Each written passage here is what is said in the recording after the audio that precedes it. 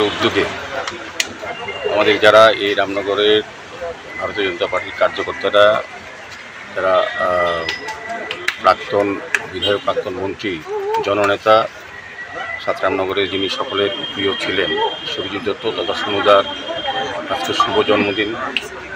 যদি উনি আমাদের মাঝে নেই, কিন্তু আমাদের বিশ্বাস, আশা এবং আমাদের অনুভব এবং উপলব্ধি উনি সবসময় আমাদের সঙ্গে আছেন।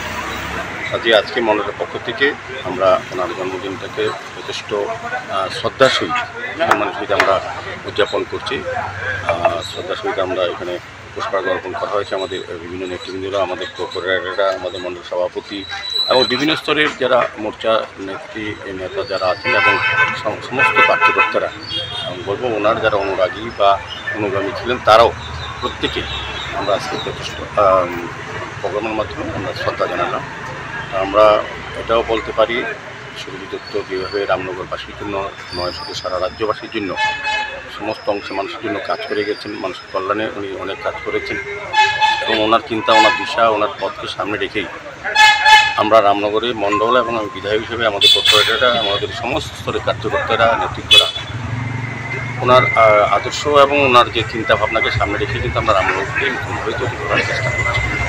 আমার বিশ্বাস এবং আশা রামনগরবাসী সুরজিৎ দত্তকে যেমন বলেননি, সুরজিৎ দত্ত যে কাজগুলি ওনার করার ইচ্ছে ছিল কিন্তু